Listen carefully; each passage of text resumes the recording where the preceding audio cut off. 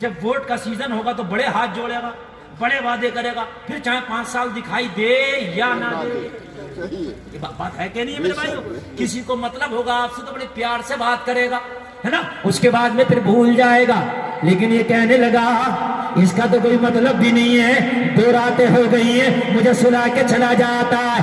سینے میں محبت پیدا ہو گئی تھی, ادھر نیند کی بیٹری کو چارج ہو گئی تھی.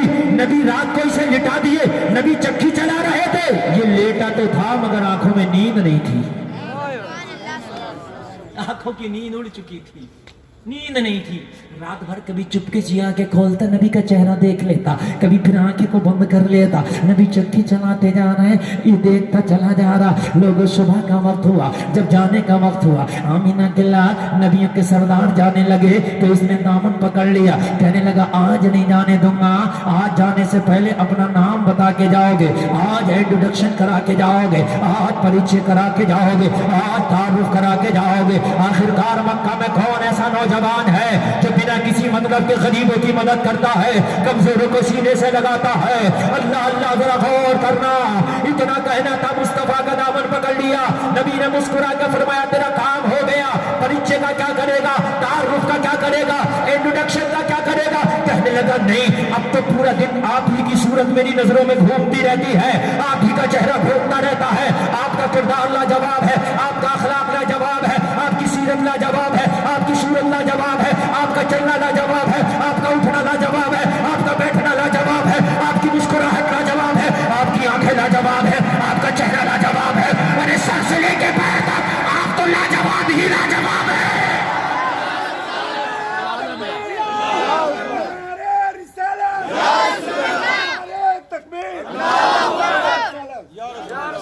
آپ کا نام نہیں پوچھوں گا تو کس کا پوچھوں گا؟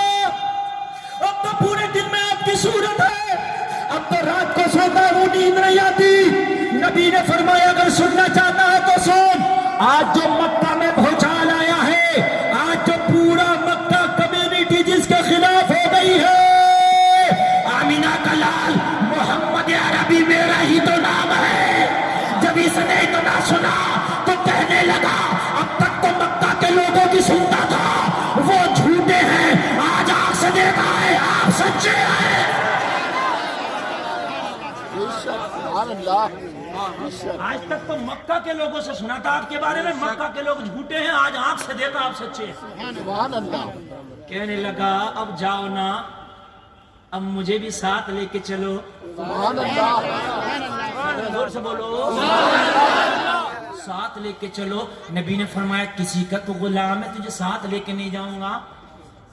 یار کیا قانون ہے, چاہتے تو بھی محبت ہو گئی چل لے کے چل, نہیں, کسی کا غلام ہے, یا تو اس سے خریدوں گا اور یا اس کی اجازت سے لے کے جاؤں گا, ایسے لے کے نہیں جاؤں گا.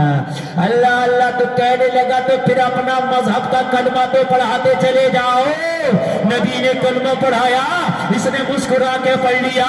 جب کلمہ پڑھا نبی نے فرمایا تو اپنا نام تو بتا, تیرا کیا نام ہے؟ تو مسکرا کے بولا آقا مجھے بلال حبشی کہتے ہیں. نعرہ تکبیر, نعرہ رسالت, نعرہ رسالت. جشن غوث الورا کانفرنس, جشن غوث الورا کانفرنس.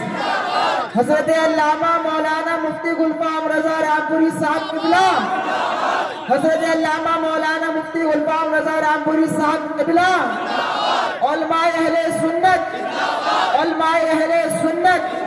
نعرہ تکبیر, نعرہ رسالت. ایسے پھیلا مذہب اسلام, ایسے پھیلا مذہب اسلام. نبی کسی کو دبا کے دھمکا کے کلمہ نہیں پڑھاتے تھے, نبی گلے سے لگا کے مسکرا کے کلمہ پڑھاتے تھے. میں بلال حبشی, تاریخ میں آتا ہے غلاموں میں سب سے پہلے کلمہ پڑھا حضرت بلال نے. زید بن حارثہ کے بارے میں بھی کہا جاتا ہے. ہائے ہائے, لوگوں کمزوروں کو تو کوئی بھی ہڑکا لیتا ہے, بلال تو بڑا کمزور تھا مگر بلال کو ہڑکا کے نہیں گلے سے لگا کے پڑھایا. یہ کلچر تھا, یہ میرے نبی کا طریقہ تھا. سارے لوگوں میں میرے نبی بیٹھے ایک دن, توجہ ہے؟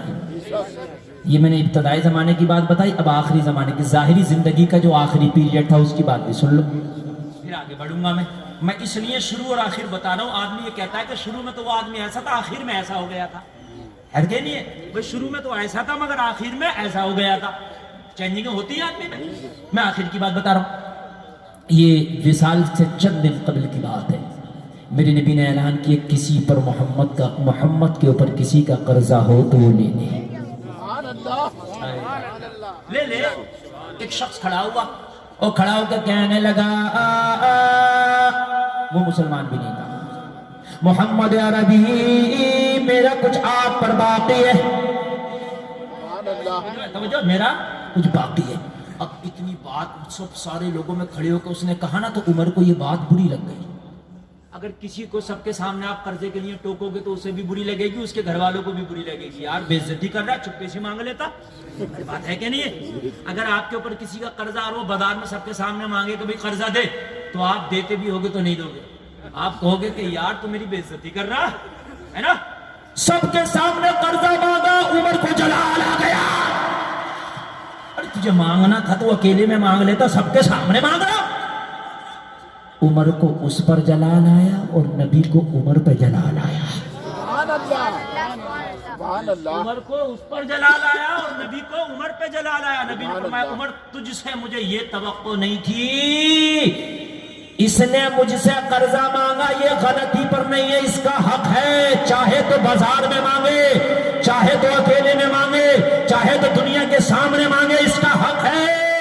مگر عمر تمہیں اس کے اوپر غصہ نہیں کرنا چاہیے تھا، آپ کو مجھ سے کہنا چاہیے تھا آقا اس کا قرضہ ادا کرنے میں جلدی کرو۔ یہ ہے مذہب اسلام میرے پیارے، ہم کہاں چلے گئے؟ ہم تو میاں ہماری حقیقت تو یہ ہے کہ آج ہمارے دلوں میں، یہ تو غیروں کی بات کر رہا ہوں، اتنی مدد کر رہے ہیں، آج تو ہمارے حال یہ کہ ہم اپنے کی مدد کرنے تیار نہیں ہیں، ہم تو اپنے کو گلے لگانے تیار نہیں ہیں۔ ہمارے حالات یہ ہیں میرے پیارے، آج تو ہم اپنے کی برائی کر رہے ہیں، اپنے پہ انگلیاں اٹھا رہے ہیں، اپنے کا گلا کاٹنے تیار ہیں۔ میرے بھائی ذرا مجھے بتا دو، جس نبی نے غیروں کو گلے لگانا سکھایا ہے، جس نبی نے دشمنوں کو کلیجے سے لگانا سکھایا ہے، جس نبی نے غریبوں کو گلے سے لگانا سکھایا ہے، اگر تو ظلم کرے گا، اپنے پڑوسیوں پہ ستم کرے گا، مجھے بتا دے، اپنے گھر والوں پہ ظلم کرے گا، اپنے ملنے والوں پہ ظلم کرے گا، ان کے اوپر ظلم و ستم کے پہاڑ ڈھائے گا، تو مجھے بتا تیرا نبی کہاں سے خوش ہو جائے گا؟ تو چاہتا دنیا میں عزت ملے گی، خدا کی قسم کھا کے کہتا ہوں، نہ دنیا میں عزت ملے گی نہ آخرت میں عزت ملے گی۔ رحم پیدا کر، نبی فرماتے ہیں جس کا اخلاق اچھا ہوگا اسے ہم جنت کی ضمانت دیں گے۔ ہمارے تو بول بھی ایسے ہیں، اگر کوئی سنتا ہے نا تو اسے تکلیف ہوتی ہے، اور بعض آدمی تو اپنی باتوں میں نا دو چار گالیاں تو آگے پیچھے لگا کے دے دیتے ہیں، فری میں ہی گالیاں دے دیتے ہیں، ان کا تکیہ کلام گالی بن گیا۔ اور بعض آدمی کا تو اخلاق ایسا، بات کرے گا تو لگے گا کہ مرچی ملا دی ہے۔ لوگوں بات کیا کرو تو چہرے پہ مسکراہٹ ہونا چاہیے، تیرا کردار ایسا ہونا چاہیے، تیرا اخلاق ایسا ہونا چاہیے۔ آمینہ کے لال فرماتے ہیں اللہ نے معراج میں مجھ سے وعدہ کیا ہے، اگر کوئی کسی کا ٹوٹا ہوا دل جوڑ دے گا، کسی کا ٹوٹا ہوا دل رکھ لے گا، اللہ نے معراج میں وعدہ کیا ہے دل جوڑنے والے کو، دل رکھنے والے کو میدان محشر میں بے حساب و کتاب کے جنت عطا کر دوں گا، اسے حساب ہی نہیں لوں گا۔ یہ جملہ چھوٹا نہیں، بہت بڑا جملہ بول دیا، حساب ہی نہیں لوں گا۔ اگر وہ حساب لینے پہ آ جائے تو کوئی مائی کا لال پوری دلی میں نہیں کہہ کہ میں حساب دے کے جنت میں چلا جاؤں گا، پوری دہلی میں نہیں کہہ سکتا کہ میں حساب دے کے جنت میں چلا جاؤں گا، پھنس جائے گا۔ حساب کی اگر بات آئی تو پھنس جائے گا۔ اللہ نے اگر خالی اس کا حساب مانگ لیا، میں نے تمہیں آنکھ دی تھی، تم نے کس چیز میں استعمال کیا، تو یہ آنکھ کبھی بے حیائی کے لیے بھی کھلی ہوگی، کسی بے پردہ خاتون پہ بھی پڑی ہوگی، کہاں سے حساب دو گے مجھے بتائیے؟ نہیں دے سکتے۔ بس علامہ حسن فرماتے ہیں بے سبب بخش دینا پوچھ عمل، نام غفار ہے تیرا یارا، عیب میرے نہ کھول محشر میں، نام ستار ہے تیرا یارا۔ بھائیو دلوں میں رحم پیدا کرو.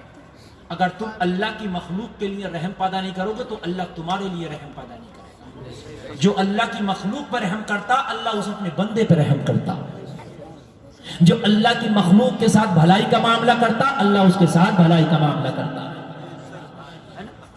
ہم تو ایسے دنیا میں کتنے لوگ ہیں ہم سے تکلیف زدہ ہوتے ہیں. ہم تو میاں منہ چھپا رہے, ہم تو نیچے ہو ہی نہیں سکتے. اگر ہم نے اس سے کہہ دیا بھائی مجھ سے غلطی ہو گئی, میں نے تجھے ستایا تھا یار دل سے معاف کر دینا, تو یہ کہہ دیا تو ہماری تو بلدیت ہی ختم ہو جائے گی, نیچے ہو جائیں گے, ہماری تو مونچھ ہی نیچی ہو جائے گی. اور میرے پیارے مونچھ مونچھ کرنے کے چکر میں پھنس جائے گا میدان محشر میں, تیری مونچھ تجھے لے ڈوبے گی. اس مونچھ کو اونچا کرنے کے چکر میں نہ پڑ لوگوں کے دل دکھا کے نہ جا. اگر لوگوں کے دل دکھا کے چلا گیا میدان محشر میں کتنی بھی نمازیں پڑھ کے گیا ہوگا, کتنے بھی سجدے کر کے گیا ہوگا, کتنے بھی حج کر کے گیا ہوگا, کتنے بھی صدقے کر کے گیا ہوگا, لیکن کسی کا دل دکھا کے گیا ہوگا, کسی کو تکلیف دے کے گیا ہوگا, کسی کا مال مار کے گیا ہوگا, کسی کا حق مار کے گیا ہوگا. اللہ تعالیٰ میدان محشر میں تپتی ہوئی زمین پہ کھڑا کر دے گا. جب تک اس کا حق پورا نہیں کیا جائے گا, جب تک تجھے جنت کی طرف نہیں بھیجا جائے گا, میدان محشر میں جس کا دل دکھایا ہوگا دل دکھانے کے بدلے میں اللہ تیری نیکی ہے اس کو دلا دے گا. یہ مونچھ لے ڈوبے گی, لے ڈوبے گی یہ مونچھ. بیٹا جوان ہوتا تو باپ پہ جماتا, ماں پہ جماتا.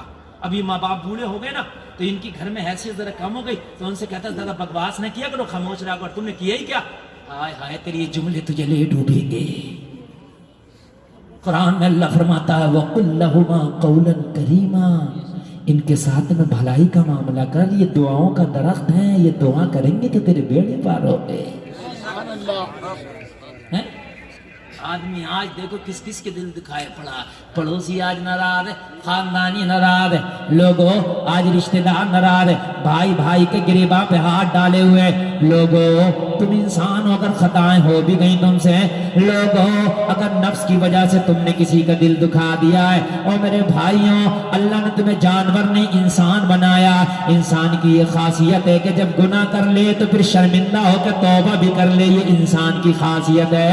اور میرے بھائی اگر کوئی خطا ہو بھی گئی ہے تو سامنے والے سے جا کے معافی مانگ لے, اللہ درگزر کرے گا. اس نے معاف کر دیا تو تیرا مولا بھی تجھے معاف کر دے گا. اگر میاں ہم تو کہہ رہے ہیں میاں میری تو مونچھ نیچے ہوگی, مفتی گلفام نے اگر یہ کہہ دیا مجھے معاف کر دے تو یار پھر ہماری تو ٹوپی نیچے ہو جائے گی. میں تو مفتی ہوں. مگر میرے بھائی ان اکرمکم عند اللہ اتقاکم, تیری مفتی گیری تیری مالداری سب دھری رہ جائے گی. اللہ فرماتا میری نظر میں اگر عزت ہے تو وہ تقوی والوں کی عزت ہے. آدمی کہتا ہے کہ میرے مال ہے, میری بلڈنگ ہے, میرے تو کئی مالا مکان ہے, میاں اس کی کیا اوقات ہے, میں اس سے معافی مانگوں گا. میاں میں تو بڑا امیر ہوں, میری تو پرشاسن میں بھی بڑی گہری پکڑ ہے, میری تو شاسن میں بھی بڑی اچھی پکڑ ہے, اور میرے تو بیٹے بھی ایک کی جاب امریکہ میں اور ایک تو دلی میں فلاں جگہ جاب کرتا, اور میرے بھائی ان پہ ناکود. اللہ فرماتا المال والبنون زینت الحیات الدنیا, یہ مال اور تمہارے بیٹے دنیا کی زینت ہے, اس کے علاوہ اور کچھ نہیں ہے. دوسری جگہ فرماتا ہے انما اموالکم و اولادکم فتنہ, اے لوگوں تمہارے مال تمہارے بیٹے یہ فتنہ ہے, فتنہ کچھ نہیں ہے, بس فتنہ ہے فتنہ. فرعون تو اتنا پاور والا تھا کہ خدائی کا دعویٰ کر دیا تھا, مگر اللہ نے اس کو ایسا مارا کہ دریا میں غرق ہو کے مرا تھا. اور اللہ نے قرآن میں فرمایا فَالْيَوْمَ نُنَجِّيكَ بِبَدَنِكَ لِتَكُونَ لِمَنْ خَلْفَكَ آیَةً. اے فرعون تو نے خدائی کا دعویٰ کرا ہے, مگر تیرے مارنے کے بعد بھی تیری باڈی کو ہم سلامت رکھیں گے تاکہ آنے والوں کے لیے وہ نشانی ہو جائے. اور آج بھی مصر کے میوزیم میں 4000 سال پرانی باڈی فرعون کی رکھی. کیوں رکھی ہے؟ قرآن نے اعلان کیا کہ ہم رکھیں گے اور رکھیے. اگر کسی کو دیکھنا ہو مصر نہ جا پائے تو یوٹیوب پہ جا کے دیکھ لے. اللہ نے پہلے ہی فرما دیا, کیا فرمایا؟ 1400 سال پہلے قرآن میں فرمایا, اور یہ بات تو 4000 سال پہلے کی ہے تقریباً. کہا تیرے لاشے کو تیری باڈی کو ہم سلامت رکھیں گے تاکہ آنے والوں کے لیے نشانی ہو جائے، تاکہ لوگ دیکھیں یہ وہ پڑا ہے جو مکھی کو بھی اب نہیں ہٹا سکتا، جو خدائی کا دعویٰ کر بیٹھا تھا، جو لوگوں کے دل آزاریاں کرتا تھا، جس نے ماؤں کی گود سے بچوں کو لے کے کاٹ دیا تھا، زندہ بچوں کو کاٹا تھا اس نے، ماؤں کے پیٹ میں جو بچے تھے پیٹ میں گربپات کرا دیے تھے اس نے۔ اسے کاہنوں نے بتایا تھا کہ ایک بچہ ایسا پیدا ہونے والا جو تیری حکومت کی اینٹ سے اینٹ بجا دے گا، تو اس نے کہا تھا کسی بچے کو پیدا ہی نہیں ہونے دوں گا۔ کسی کے گھر میں بچہ پیدا ہوتا اسے مروا دیتا، کسی کے پیٹ میں بچہ ہوتا اسے ختم کرا دیتا۔ لیکن آج کیا ہے، مصر کے میوزیم میں پڑا ہے، لوگوں دیکھ لو ایک مکھی کو بھی نہیں اڑا سکتا۔ بڑے سخت ہو گئے ہمارے دل، لوگوں معافی مانگنے میں تو ہم اپنی انسٹ سمجھتے ہیں۔ ہائے ہائے ہائے، ذرا غور کرو، ذرا غور کرو، کہاں چلے گئے لوگوں؟ نبی سے تو قرضہ مانگ لیا تو نبی نے عمر کو ڈانٹا، عمر تو کیوں غصہ کیا؟ اس کا حق تھا قرضہ مانگنا، اسے مانگنا چاہیے تھا، میرا حق ہے ادا کرنا، مجھے ادا کرنا چاہیے تھا۔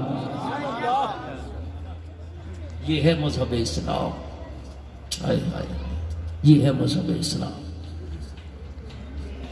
میرے نبی اپنے گھر میں دوپہر کا کھانا کھا کے آرام کر رہے، بوڑھی سی عورت آئی، مذہب اسلام بتا رہا ہوں میں آپ کو، دروازے پہ دستک دی، امی عائشہ فرماتی میں نے دروازہ کھولا، بوڑھی عورت گھر کے اندر آ گئی، بڑھاپے کی وجہ سے کمر جھک گئی تھی، لاٹھی لے کے چل رہی تھی، میرے آنگن میں آ کے بولی عائشہ آمینہ کا لال کہاں ہے، محمد عربی کہاں ہے، مجھے ملاقات کرنا۔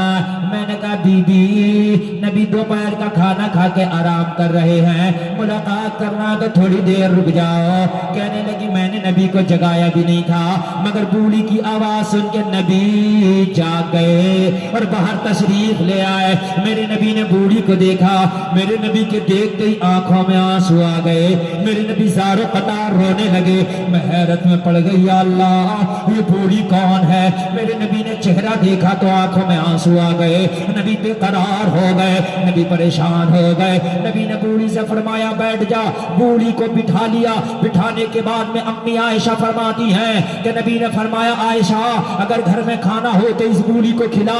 میں گھر میں سے کھانا لا کے بوڑھی کو کھلانے لگ گئی۔ جب کھانا کھا کے بوڑھی نبٹ گئی تو نبی نے فرمایا عائشہ اگر گھر میں کچھ پیسے ہو تو لے آ، مدد کر اس بوڑھی کی۔ میں نے گھر میں جو پیسہ تھا لا کے مدد کر دی۔ پھر نبی نے فرمایا عائشہ اگر کچھ پہننے کے کپڑے ہوں تو اس کو لا کے مدد کر دے۔ میں نے وہ بھی مدد کر دی۔ اس کے بعد بوڑھی اجازت لے کے جانے لگی۔ مصطفیٰ جان رحمت نے دروازے تک اس کو ودا کیا اور ودا کرنے کے بعد دروازے پر کھڑے ہو کر روتے رہے۔ یہ دور چلی گئی، جب نگاہوں سے اوجھل ہو گئی، مصطفیٰ دروازہ بند کر کے اندر تشریف لائے، بستر پر بیٹھے۔ مصطفیٰ کی حالت و کنڈیشن جب اپنی جگہ آئی تو میں ہلکے ہلکے دھیرے دھیرے پوچھنے لگی آقا وہ عورت آخرکار کون تھی جس کو دیکھتے ہی آپ رونے لگے؟